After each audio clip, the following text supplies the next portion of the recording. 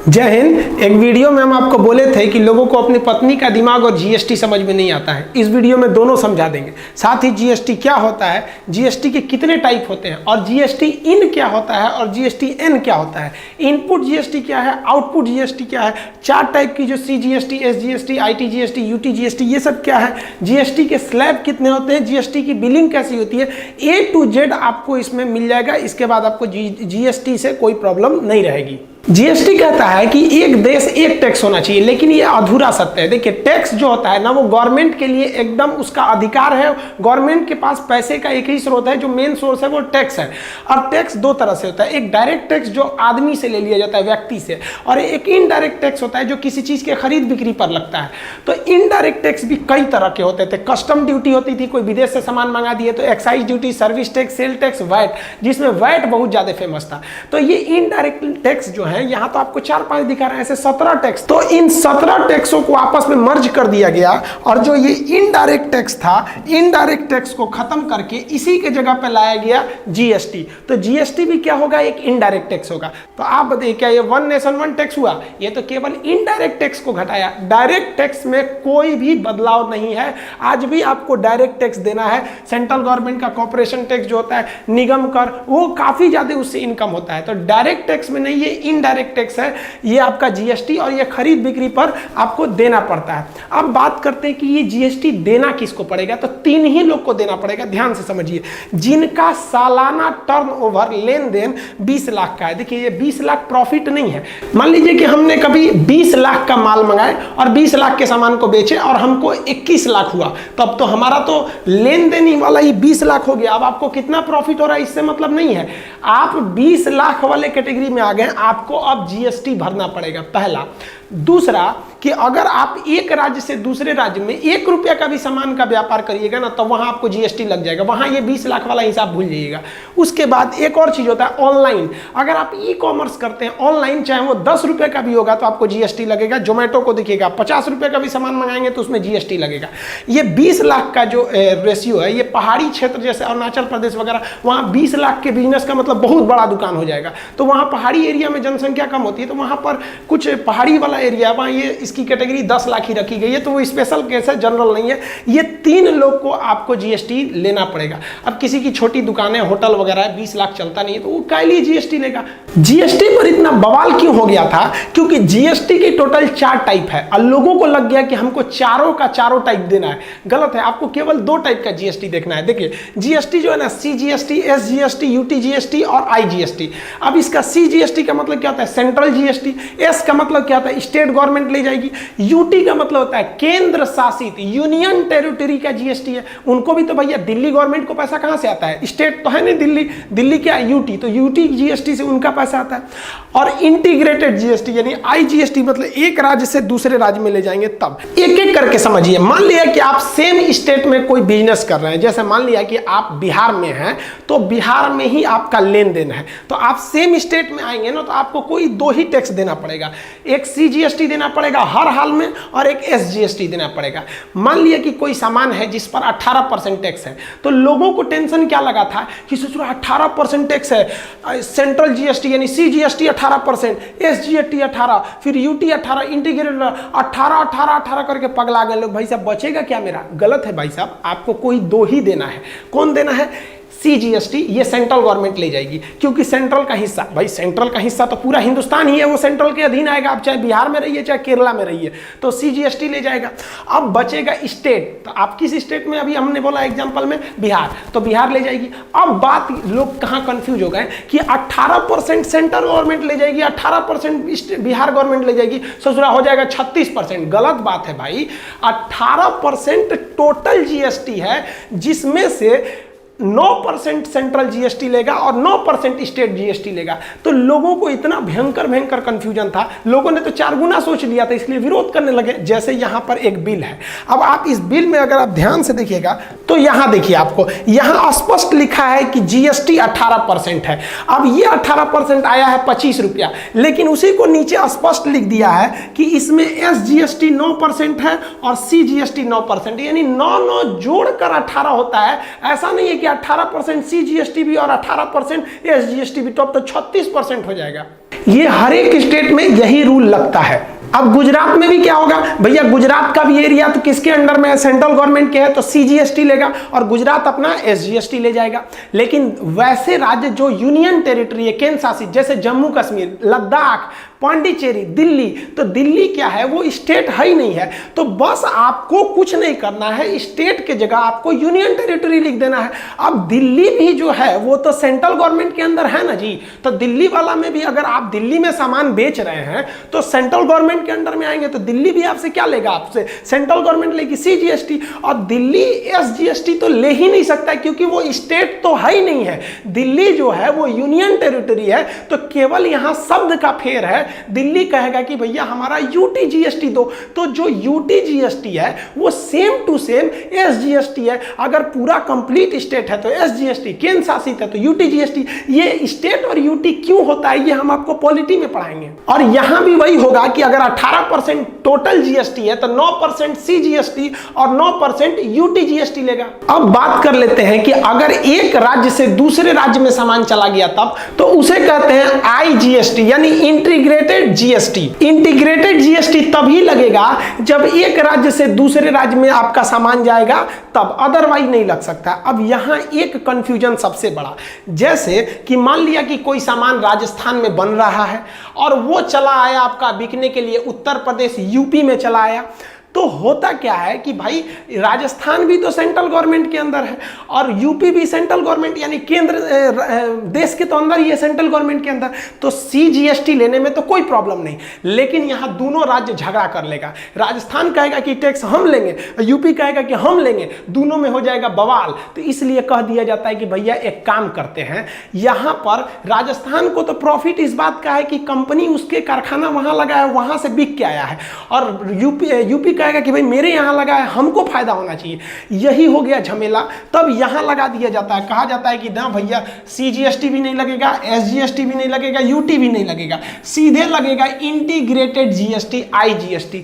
Integrated GST actual में CGST और SGST का ही एक संयोग है। इसमें क्या करेगी सेंट्रल गवर्नमेंट, कहेगी कि भैया जो 18% GST ना सीधे तुम राजस्थान हमको दो। अब वो GST कौन लेके चल जाएगा, सेंट्रल गवर्नमेंट। सेंट्रल गवर्नमेंट उस 18% में से 9% अपना रख लेगा।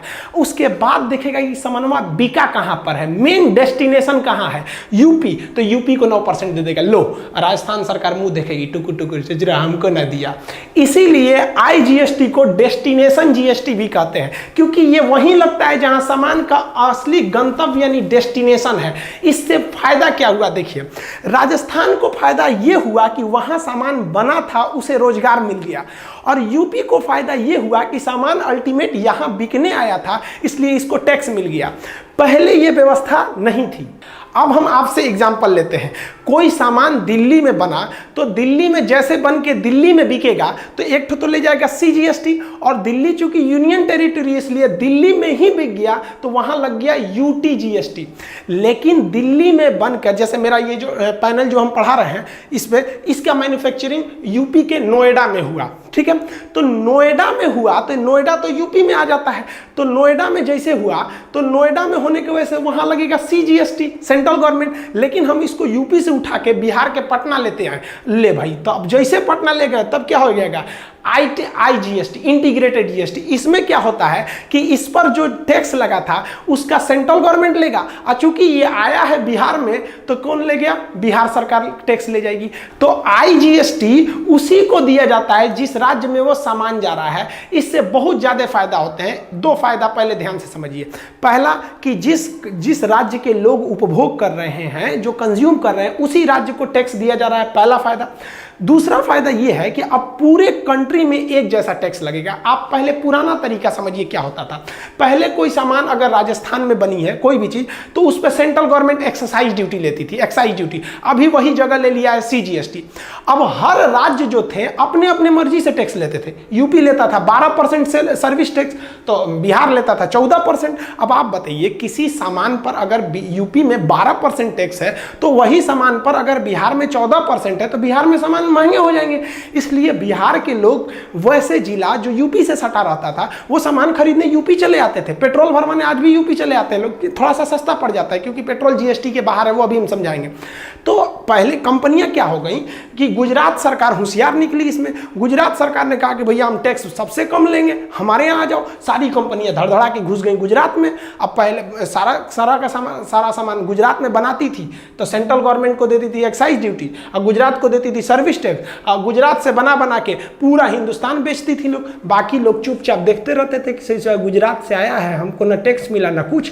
अब फायदा जीएसटी से होगा कि भैया तुम गुजरात में बनाओ, अब गुजरात में बनाओगे तो गुजरात सरकार का वो तो वहां ले जाएगी, पहला सीजीएसटी ले जाएगा। और जैसे आप बेचिएगा दूसरे स्टेट में, मान लीजिए गुजरात में बेच दीजिए तो गुजरात सरकार तो एसजीएसटी ले लिया।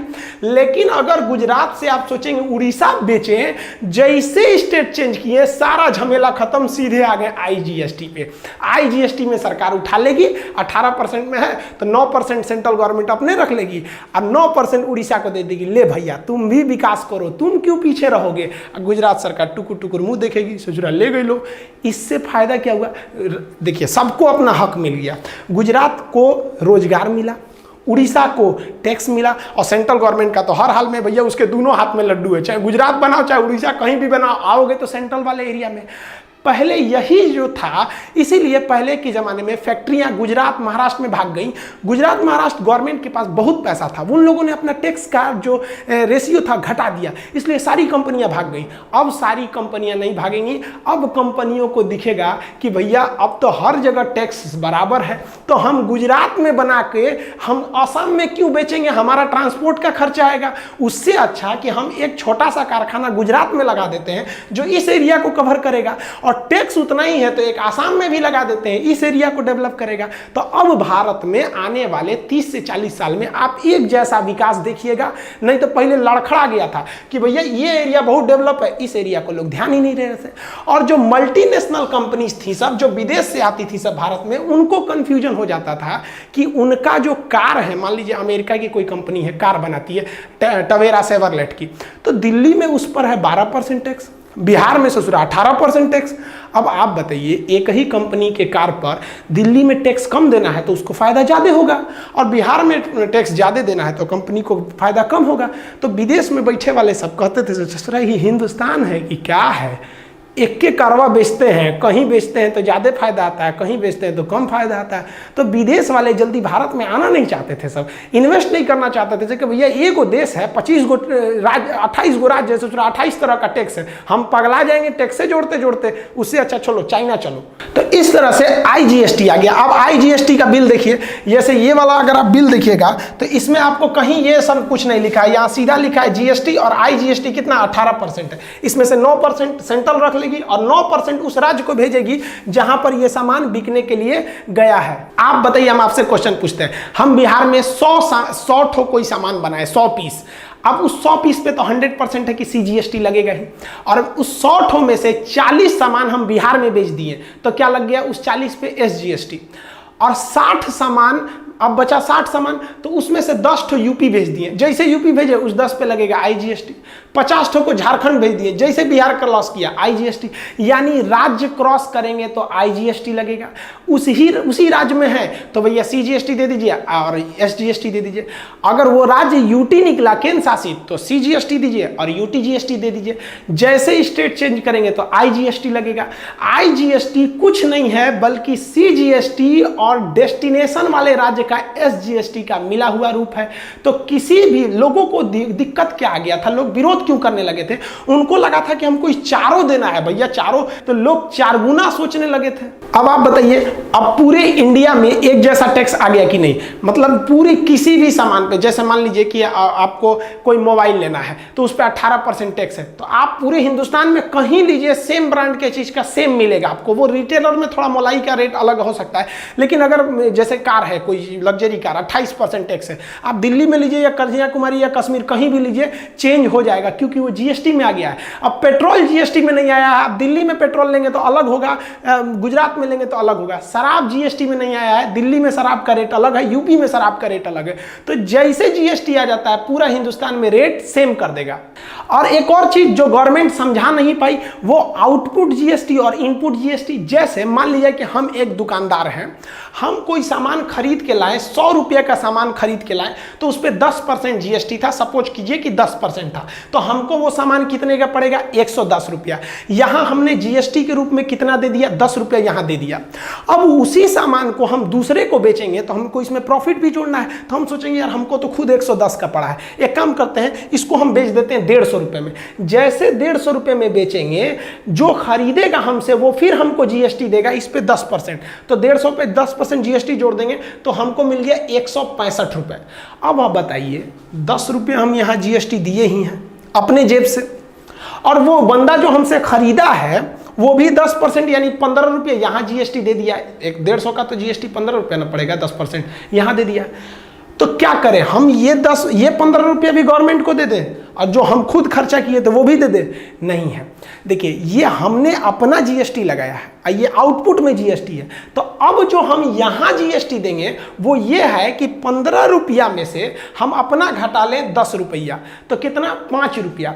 ये जो ग्राहक हमसे खरीदा है वो जीएसटी के रूप में हमको दिया है 15 रुपया, लेकिन इसी सामान पर हमने जीएसटी पहले से 10 रुपया भर चुके हैं इनपुट के रूप में। तो अतः अब हम कितना देंगे, यहां वाले सेल पर 5 रुपया, यानी टोटल जीएसटी कितना देना पड़ गया। जब हम खरीदे तो 10 रुपया और यहां पे से हम वो 10 रुपया को घटा लेंगे 5 रुपया यहां, यानी टोटल हमको कितना देना पड़ गया भैया, 15 रुपया ही देना पड़ गया। तो लोगों को लगता था, विरोध इसलिए करते थे कि सेम सामान वहां पे यहां भी 10 रुपया देंगे और सेम सामान पे यहां भी 15 रुपया देंगे। तो जो वो सोच रहे थे लोग, उस हिसाब से तो 25 रुपया जीएसटी लग जाएगा, बहुत महंगा पड़ जाएगा। और अभी जबकि गवर्नमेंट जो नियम लगाई थी वो बेहतरीन नियम था कि जो आप दे दिए उसको मत जोड़िए, जैसे जैसे आप जितना स्टेप पे बेचिएगा जो जीएसटी कलेक्ट करिएगा तो पिछला वाला घटा लीजिएगा वहां पर। तो यहां 15 रुपया कलेक्ट हुआ तो पिछला घटा दीजिए कितना, 10 रुपया। तो 10 तो ये ऑलरेडी आप दे चुके हैं गवर्नमेंट को। अब ये मान लीजिए कोई सामान खरीदे तुरंत थोड़ी बिक जाता है, 2-3 महीने बाद बिकता है। तो यहाँ जैसे खरीदे 10 रुपया बेच दिए, दे दिए थे। अब 2 महीने बाद जब बेचे तो आपको कलेक्ट हुआ कितना रुपया, 15 रुपया। तो आप 10 वाला घटा लीजिए, बचा कितना, 5, ये भी 5 दे दीजिए। तो टोटल आपने कितना पेमेंट किया, 10 रुपया इनपुट के रूप में, आप 5 रुपया नेट जो अभी दे रहे हैं 15 रुपया। तो आप अपना प्रॉफिट सोचिए, आप 165 में बेचे जबकि आपकी खरीद थी 110, तो 165 में से 110 कर दिए, घटा दिए, तो आपको प्रॉफिट आया 55 रुपये। लेकिन ये नेट प्रॉफिट नहीं है, इसमें अभी आपको 15 रुपया टैक्सवा लौटाना है ये वाला। तो ये आपको रिटर्न करेंगे ना तो आपको 40 फायदा होगा। और अगर यहाँ रिटर्न नहीं किए तब तो ये जीएसटी का घोटाला कर दिए। तो जीएसटी रिटर्न करना जरूरी है। जीएसटी के रूप में जो टैक्स होता है वो हमारे ही पास रह जाता है। जब हम बेचते हैं तो वो ग्राहक हम ही को दे के चला जाता है, हमको गवर्नमेंट को रिटर्न करना पड़ता है। तो जिसे हम कहते हैं जीएसटी रिटर्न, शॉर्टकट में उसे कहते हैं जीएसटी आर। आर का मतलब यहाँ क्या हो जाएगा, रिटर्न से हो जाएगा। अब जीएसटी का जो रिटर्न करना होता है ना वो महीना में 3 बार करना है। मतलब आप 10-10 दिन पे हिसाब कर लीजिए, कितना अच्छा है, आपको भी लेंदी नहीं रहेगा। 10 दिन का हिसाब सबको याद रहता है, मुंह जबानी। अब हमसे कोई कहेगा कि 2018 का हिसाब दीजिए, 2019 का हिसाब दीजिए, तो पगला जाएंगे हम। हमसे कोई कहेगा कि जुलाई का दीजिए, वो भी 10-10 दिन का, तो मोटा मोटी याद रहेगा। तो ये कुछ लोग इसके 2 पहलू, कुछ लोग कहते हैं कि यार महीने में 3 बार हिसाब करना पड़ेगा, और कुछ लोग कहते हैं कि भाई सही है, छोटा छोटा हिसाब करना पड़ेगा। अब ये जो रिटर्न भरा जाता है वो 3 टाइम्स भरा जाता है मंथ में। एक कंपोजिशन स्कीम होता है, इसमें आपको उतना थोड़ा छूट मिलता है। ये सीए का काम है, जो आपका चार्टर्ड अकाउंटेंट है वो ये सोचता है कि जीएसटी R1 में करे, 2 में करे कि 2A में करे। ये आपका काम नहीं है। ये बिलिंग के अलग अलग हिसाब होते हैं। आप खरीदिएगा तो किस में जाएगा, आप उसी को बेचिएगा तो किस में जाएगा, तो ये आपका काम नहीं है। बस इतना समझिए, जीएसटी आर का मतलब होता है जो जीएसटी आप रखे हैं उसे रिटर्न करिए। अब जीएसटी के कुछ अलग अलग स्लैब हैं। जैसे कोई दवा खरीद रहा है बेचारा, उसकी जिम्मेदारी है, वो दवा नहीं खरीदेगा तो मर जाएगा बेचारा, उसकी बीमारी है, तो उस पर कम टैक्स लीजिए। कोई कार खरीद रहा है, ससुरा ज़्यादा टैक्स लीजिए। कार जिंदगी के लिए ज़रूरी थोड़ी होता है, लग्जरियस थिंग है। तो यानी जो ज़रूरी चीज़ है उस पर कम टैक्स, जो पढ़ाई उढ़ाई वाला चीज़ है उसको मीडियम लेवल का टैक्स, और जो ऐसो आराम की चीज़ है हुमच के टैक्स लीजिए। तो उसी को हम लोग कहते हैं जीएसटी के स्लैब। कितने स्लैब है, तो देखिए एक तो नील स्लैब होता है 0%, वैसी चीज़ जिस पे टैक्स नहीं लगता है तो वो हो गया 0%। जैसे दूध, आप दूध निकालिए, गाय भैंस जितना रख लीजिए टैक्स नहीं लगेगा। खेती वाला चीज़ है किसान वगैरह को, उस पर GST देना ही नहीं है। आपको जितना गेहूँ है, जितना गेहूँ ले जाइए, कोई टैक्स नहीं लगना है इस सब चीज़ों पर।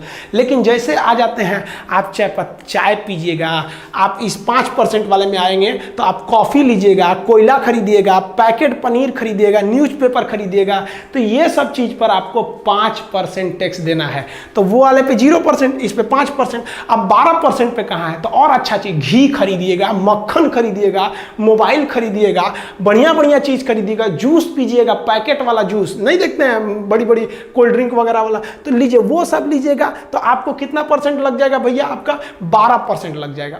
और उससे भी अच्छा चीज़ पे जाइएगा तो कितना लगेगा? 18%। जैसे तेल लीजिएगा, हेयर ऑयल, क्रीम लीजिएगा, ठोड़ रंगने के लिए क्या होता है, लिपस्टिक लीजिएगा, लो भैया वो सब भयानक भयानक चीज़ें, उस पर तो आपको कितना परसेंट लगेगा? 18%। अब देखिए, इसमें भी तो आपको पता है ना कि 18% में आपका 9% CGST होगा, 9% SGST, 12 में भी 6 CGST, 6 वो, 5 में भी 2.5% होता है। ये जो है वो दोनों को मिला के होता है, समझ में आया ना कि नहीं? सबसे ज़्यादा अगर किसी चीज़ पे GST है तो 18% वाला ही जो कैटेगरी, उसमें ज़्यादातर चीज़ आते हैं। टोटल 1200 से ज़्यादा आइटम GST में आते हैं। क्या पॉसिबल है एक वीडियो में हम 1200 आइटम आपको गिनवा सके? मोटा मोटी समझाते हैं। अब आप बताइए, जो आपका कार है, सीमेंट है, या फिर जो आपका परफ्यूम है, कंडीशनर है, ये जो लग्जरियस थिंग है, मोटरसाइकिल हो गया आपका, ये सब चीज़ जो है, ये सब तो भाई शौकिया चीज़ है। तो शौकिया कर रहे हैं तो सरकार को भी थोड़ा शौक पूरा कर दीजिए। सरकार कहती है शौकिया कर रहे हैं तो 28% दीजिए यहाँ पर, तो ये टैक्स हो जाते हैं। तो देखिए, सरकार भी तो आपका ख्याल रखती है ना। जो आपके बेसिक ज़रूरत की चीज़ थी उस पर कहाँ टैक्स लिया? जो ज़्यादा ज़रूरी थी उस पर कम लिया, शौकिया चीज़ पर ज़्यादा लिया। कहाँ गलत कर रही है गवर्नमेंट? देखिए, होता क्या है ना कि इंडिया में एक समस्या है, हमको सब चीज़ फ्री में चाहिए। हाँ, फ्री में मिल गया, बहुत अच्छा। भाई, हम जो टैक्स देते हैं इसी से गवर्नमेंट अपनी सेना का खर्च निकालती है, सड़क बनाती है, सब कुछ करती है। गवर्नमेंट अच्छा से भी ख्याल रखती है। अब कुछ ऐसे चीज़ है जिसे GST के बाहर रख दिया गया है, जैसे डीजल पेट्रोल को बाहर रख दिया गया है। इसलिए आप हिंदुस्तान में हर राज्य में जाइएगा तो पेट्रोल का रेट अलग अलग मिलेगा। अगर गवर्नमेंट GST के अंदर पेट्रोल को लाएगी तो उस पर मैक्सिमम कितना टैक्स लगा पाएगी? 28%। तो पेट्रोल का दाम कितना हो जाएगा? 35 रुपया। तो गवर्नमेंट को घाटा लगने लगेगा। गवर्नमेंट बहुत महंगा पेट्रोल देती है, लगभग डबल ट्रिपल। तो उसी पैसा से तो आपको फ्री में राशनों देती है गवर्नमेंट। कोरोना का इलाज, जरा हॉस्पिटल में जाइए ना, प्राइवेट हॉस्पिटल में आप देखिए 2-3 लाख रुपए से कम नहीं लगेगा, आपका फ्री में इलाज करके देती है। कहाँ से दे रही है? तो आपसे जब ले रही है तो आपको खराब लग रहा है, तो जब दे रही है तो आप एक बार खड़े भी तो हो जाइए कि गवर्नमेंट आपको कोरोना में फ्री में इलाज करके दे रही है। आप जाइए 5-7 लाख रुपए दिल्ली में लगाएगा सब प्राइवेट हॉस्पिटल वाला, तो उसी सब पैसे से देती है। गैस जो होता है इसमें भी GST नहीं है, इसको भी GST के अंडर में लाएगा तो 28% करना पड़ेगा मैक्सिमम रेट में, तो फिर वो भी थोड़ा सा सस्ता हो जाएगा। इलेक्ट्रिक बिल देखिएगा, दिल्ली में बिल अलग है, सुनते हैं फ्री है, 200 यूनिट के नीचे में फ्री है। अब यूपी में अलग है, बिहार में अलग है, कॉमर्शियल रेट अलग है, डोमेस्टिक रेट अलग है, बिजली बिल भी अलग अलग आता है। और शराब तो पूछिए मत, कहीं GST ज़्यादा कहीं कम। तो देखते हैं हरियाणा में शराब थोड़ा ज़्यादा सस्ता है, यूपी में थोड़ा महंगा है, बिहार में शराब बंद है, कहने के लिए बंद है। देखिए, एक तरह से बंद ही है, कोई खुलेआम नहीं पी सकता है। पहले जो शराब पी के बिहार में पुलिस के आगे कहते थे कौन है पुलिस, अब थोड़ा पी लेता है कोई, कहो ना पुलिस एकदम शराब नहीं पिए हम। तो ये डर जरूरी है।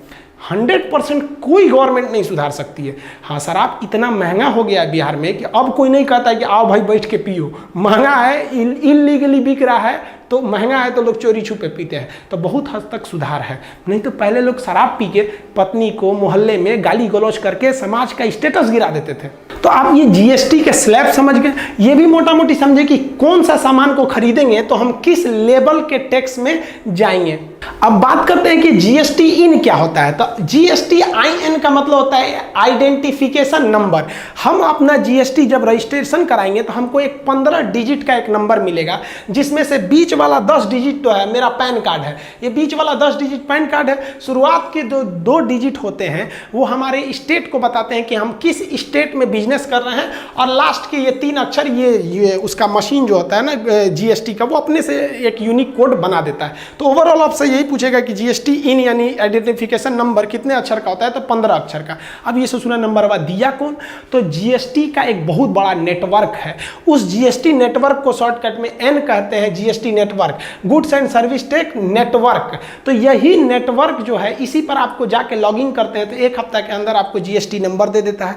आपका जीएसटी का पैसा कहाँ गया, कौन ले गया, यूटी जीएसटी है कि एसजीएसटी, ये सारा हिसाब किताब कौन करता है, जीएसटी एन यानी नेटवर्क। तो जीएसटी इन ये आपका नंबर है और जीएसटी एन यानी ये नेटवर्क है जो पूरे जीएसटी को कंट्रोल करके रखे हुए हैं। अब जीएसटी में कोई विवाद हो गया या फिर जीएसटी में कोई चेंजिंग करना है तो कौन करेगा, तो उसके लिए एक जीएसटी काउंसिल है, goods and service tax council समिति है। ये जो काउंसिल है इसकी बैठक होती है। इसके जो अब इस काउंसिल में टोटल मेंबर कितने हैं, 33 सदस्य हैं। अब ये एकदम सिंपल है याद रखना, देखिए कैसे, जो यूनियन मिनिस्टर होते हैं, जो वित्त मंत्री होते हैं, वो इसके चेयरमैन यानी अध्यक्ष होते हैं। अभी निर्मला सीतारमण है तो सेंट्रल गवर्नमेंट का एक हो गया, और हर विभाग का एक राज्य मंत्री होता है। जैसे वित्त मंत्रालय का जो राज्य मंत्री है अनुराग ठाकुर जी हैं, तो ये 2 लोग हो गए आपके सेंट्रल गवर्नमेंट से, तो एक यूनियन मिनिस्टर हो गए अध्यक्ष, और जो उनके राज्य मंत्री है वो हो गए उपाध्यक्ष। तो ये हो गए। भारत में अभी 28 राज्य हैं, तो 28 राज्य के वित्त मंत्री होंगे ना, तो 28 उनको लेके चले आइए, तो 2 ठो सेंट्रल से हो गए, 28 ये 30 हो गए। अब हिंदुस्तान में जो केंद्र शासित प्रदेश है, तो वैसा केंद्र शासित प्रदेश की जिम्मेदारी तो खुद केंद्र सरकार की होती है, तो यूनियन मिनिस्टर निर्मला सीतारमण तो बैठी हैं। लेकिन कुछ ऐसे भी केंद्र शासित प्रदेश है जहां जनसंख्या ज्यादा होने की वजह से वहां विधानसभा का चुनाव कराया जाता है। जैसे जम्मू कश्मीर वो भी शामिल होगा, दिल्ली वो भी शामिल होगा, पांडिचेरी वो भी शामिल होगा। तो 3 ऐसे यूनियन टेरिटरी हैं जिनके पास अपनी विधानसभा है, अतः उनके भी वित्त मंत्री यहां पर आएंगे, तो उनको जोड़ दीजिए 3, तो 30 ये 3 33, सिंपल हो गया।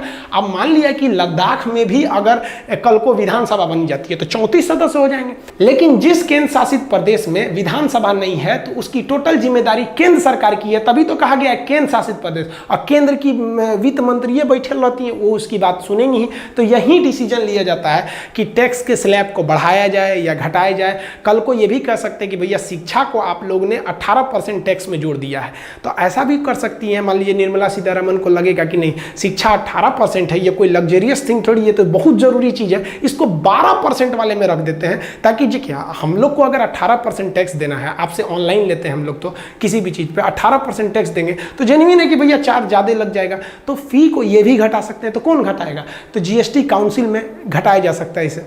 अब कुछ ऐसे चीजें जो मतलब सबको नॉर्मल सबको पता होना चाहिए कि सबसे पहले जीएसटी किस देश ने स्टार्ट किया था, तो 1954 में फ्रांस ने चालू किया था। हम लोग जो जीएसटी फॉलो करते हैं वो कनाडा का मॉडल फॉलो करते हैं, हमारा मॉडल कनाडा का है। किस समिति के सिफारिश पर, तभी केलकर समिति के सिफारिश पर हम लोगों ने जीएसटी लाया। ये जो जीएसटी है इसमें 17 प्रकार के इनडायरेक्ट टैक्सों को शामिल कर लिया गया है जीएसटी में। अगर कोई व्यक्ति जीएसटी का रिटर्न फाइल नहीं करता है, जो हर महीने 3 तो फाइल करना है, तो उसको अगर चोरी कर लिया जीएसटी तो 5 साल का उस पर जेल है। राष्ट्रपति ने इसे साइन कब किया था, तो 8 सितंबर 2016 को। तो 8 सितंबर 2016 को राष्ट्रपति ने इसे साइन कर दिया। चूंकि इसमें राज्यों के भी हित को रखा गया था, इसलिए संविधान है कि राज्य भी इस पे क्या करेंगे, सहमति देंगे। सबसे पहले कौन से राज्य ने सहमति दिया था, तो असम ने। सबसे बाद में तो जम्मू कश्मीर। इसे लागू कब कर दिया गया, सबको पता है 1 जुलाई 2017 से पूरे देश में ये हमारा जीएसटी लागू हो गया है। जो जीएसटी में मेन संशोधन करना था वो आईजीएसटी को लेना था, क्योंकि एक राज्य से दूसरे राज्य में कानून बनाना मुश्किल हो जाता है। तो कहेगा आईजीएसटी की चर्चा किस अनुच्छेद में है, तो याद रखिएगा 269A में है। और जो जीएसटी के हुए विवादों को सुलझाने के लिए एक जीएसटी काउंसिल बनाया गया है, और इस काउंसिल में आप हर राज्य से मंत्रियों को बुला के लाए हैं, तो संविधान में कहीं ना कहीं जोड़िएगा कि नहीं। तो जीएसटी का जो काउंसिल है वो 279A में है, यहाँ पर समझना गया आपका। तो ये 269A में आईजीएसटी है और 279 में जीएसटी काउंसिल है। काउंसिल थोड़ा बड़ा है इसलिए इसका अनुच्छेद भी बड़ा है, और ये थोड़ा सा छोटा है, नंबर के हिसाब से तो छोटा ही है। सबसे बड़ा प्रॉब्लम कहाँ आता है कि ससुरा जो जीएसटी था वो 101वां संशोधन था कि 122वां संशोधन था। तो भाई ये दोनों सही हैं, लेकिन ये दोनों में बहुत बड़ा मिस्ट्री छुपा है, इसको समझिए। सरकार जब भी आती है, जिस भी पार्टी की सरकार आती है, वो कई सारे संशोधन को ले आना चाहती है संसद में, लेकिन जरूरी नहीं कि वो हर नियम को पारित करा ले और सफल हो जाए। बहुत बार विधेयक आता है लेकिन पास नहीं हो पाता है। तो जो विधेयक पारित कराया जाता है, जिसे इंट्रोड्यूस किया जाता है संसद में, उसे कहते हैं बिल। जब उसे लोकसभा, राज्यसभा और राष्ट्रपति फाइनल कर देते हैं, तब वो बनता है आपका अमेंडमेंट, संशोधन हो जाता है। तो कई बार ऐसा होता है कि बिल तो लाया गया लेकिन वो बिल फेल कर गया, पास नहीं हो पाया। तो जो बिल होते हैं इसकी नंबरिंग अलग होती है, और जो पारित हुआ बिल है, जो पास हो गया, सक्सेस हो गया, उसकी नंबरिंग अलग होती है। जैसे कोई बिल को ले आने का हम प्रयास किए, वो 100वें नंबर पर था। जैसे पिछले 75 को सरकार गया है, नेहरू से लेकर आपके मोरारजी देसाई से लेकर अटल बिहारी वाजपेयी, मनमोहन सिंह, कितने लोगों ने किया, तो उसी तरह आज भी चलते हैं। तो मान लिया कि वो 100वां बिल था और यह बिल पारित हो गया, तो पारित होने के बाद वो संशोधन कौन सा हो गया? 100वां संशोधन हो गया। मान लिया कि गवर्नमेंट ने अगला एक और बिल लाएगी, तो उसका नंबर 100 थोड़ी रहेगा, 101 रहेगा, लेकिन ये वाला फेल कर गया, तो संशोधन हुआ नहीं। तो अगला कोई दूसरा विधेयक लाई गवर्नमेंट, कि ये कोई दूसरा विधेयक लेके आते हैं खेलकूद से संबंधित, वो भी पारित नहीं हो पाया, तो इसका नंबरिंग चलते रहेगा, भले पारित हो या ना हो, नंबरिंग चलेगा। पारित नहीं हो पाया इसलिए संशोधन नहीं हुआ। अब मान लीजिए गवर्नमेंट ने कोई और नियम लगाया कि विदेश से व्यापार करने पे हम कोई नियम लगाते हैं, तो फिर उसका भी सीरियल नहीं आएगा, वो 103 हो जाएगा। यह भी विपक्ष के दबाव के चलते पारित नहीं हो पाया, तो यहाँ भी संशोधन नहीं होगा। एमेंड, ये बिल जो है, आप जिस बिल के माध्यम से प्रयास कर रहे हैं, ये हमेशा काउंटिंग चलती रहेगी, भले वो पारित हो या ना हो। अब पारित हुए वाले का भी काउंटिंग अलग हो जाएगा, तो यहाँ हो गया। इसी तरह से संसद में 122वां नंबर पे जो प्रयास किया गया था, जो बिल लाया गया था, वो 122वां नंबर पर लाया गया। बिल के अंदर ही चर्चा थी जीएसटी की, और इसको बीजेपी ने पास करा लिया। और जब पास कराया तो इसका नंबरिंग अब इधर के आधार पर थोड़ी होगा, अब ये सक्सेसफुल पास वाले नंबरिंग में होगा। तो इसका नंबरिंग बताइए, 100 के बाद कितना आ गया? 101वां। तो कहेगा कि जीएसटी पारित कराने वाला बिल कौन सा था? तो वो 122वां नंबर का विधेयक बिल था। और कहेगा कि जीएसटी का जो संशोधन है, यानी सक्सेसफुल संशोधन, संशोधन तभी होगा जब सक्सेस हो जाएगा, तो संशोधन कौन सा था? तो 101वां संशोधन। बिल कौन सा था? तो 122वां बिल था, जो प्रयास में सफल हो गया। याद रखिएगा। अब कुछ लड़का कहता है कि सर दोनों सही है, कुछ कहता है ऑप्शन में जो पहले रहेगा उसको मानना। अरे भाई, क्वेश्चन पढ़िएगा, बिल पूछ रहा है तभी होगा, और संशोधन यानी अमेंडमेंट पूछ रहा है तो ये होगा। तो आप जीएसटी के टोटल टाइप समझ गए, जीएसटी का नंबर वगैरह, बिल कैसा दिखता है, कितने स्लैब होते हैं, जीएसटी एन क्या है, इन क्या है, ये जीएसटी समझ गए। जीएसटी तो समझ गए। अब रही बात पत्नी का दिमाग। भाई ये बहुत बड़ी चीज़ है। हमारा अभी शादी नहीं हुआ है, इंगेजमेंट ही हुआ है। आप लोग का जब इंगेजमेंट होगा ना, तो बहुत ज़्यादा गिफ्ट आएगा, कुछ इधर से कुछ उधर से। तो हमारे लिए एक तो गिफ्ट आया घड़ी, बहुत महंगा। तो हम बोले भाई इतना महंगा भेजने की क्या ज़रूरत है, ये गिफ्ट उठ। तो उधर से लोग भड़क गए, भाई अरे भाई न जाने किसने शुरू किया ये तोहफे को लेने और देने का दस्तूर, गरीब इंसान अब मिलने से कतराता है। यार ये क्या मतलब बनता है इतना? ये कोई बहुत बड़ा चीज़ नहीं है कि देखिए, हम लोग जो हैं, समझना चाहिए हम लोग को भी कि हम ये जो बड़े बड़े शादी ब्याह में खर्च कर रहे हैं या बड़े बड़े गिफ्ट दे रहे हैं, ये दर पर्दा हम इस हिंदुस्तान के लिए एक बहुत ही बड़ी दीवार खड़ी कर रहे हैं, एक अमीर और एक गरीब की। देखिए इससे क्या होगा कि अगर हम लोग बड़े बड़े गिफ्ट देंगे उन अपने में, तो ये गरीब इंसान कहाँ से दे पाएगा? तो उसे अपना रिश्ता थोड़ा कमज़ोर लगने लगेगा। इसमें उसकी क्या गलती है? तो ये सब सोच नहीं रहनी चाहिए। आप इतना ही बस समझा दिए तो भाई झगड़ा हो गया हम लोग में। अब हम क्या करेंगे भाई, हम पुराने ख्याल वाले लोग। अब हर कोई दीवाना है बनावटी उसूलों का, हम ये सादगी लेकर कहाँ जाए? भैया हम लोग को पसीना उसीना भी होता है, तो हम बिहार वाले लोग हैं भाई, गमछा उमछा से पोंछ लेते हैं। नौटंकी करने नहीं जाते हैं कि भाई कूलर लगाओ, एसी लगाओ यहाँ पे। अब उन लोग को कौन समझाए? भाई पत्नी को समझाने में उतना ही मेहनत है जितना दादी जी को आईफोन सिखाने में है। देखिए वैसे भी हम कहना चाहेंगे सबसे कि बहुत ही फैशनेबल ज़िंदगी जीने से बहुत कुछ नहीं मिल जाता है। आप जो एक दूसरे को गिफ्ट देते हैं भैया, उससे अच्छा आप किसी की मदद कर सकते हैं। सोचते हैं कितना पसीना बहाते हैं ये मज़दूर लोग। और सबसे तकलीफ़ क्या लगता है कि जो ये मज़दूर बोरी को उठा लेता है ना, लेकिन इसकी औकात नहीं कि इतना बोरी खरीद सके। और जिसकी औकात होती है कि वो इस बोरी भरे अनाज को खरीद सके ना, उसमें इतनी हिम्मत नहीं होती कि जो इसे उठा सके। खैर ये सब अलग बातें हैं। आई होप आप जीएसटी समझ गए होंगे। मिलेंगे नेक्स्ट वीडियो में, तब तक के लिए जय हिंद।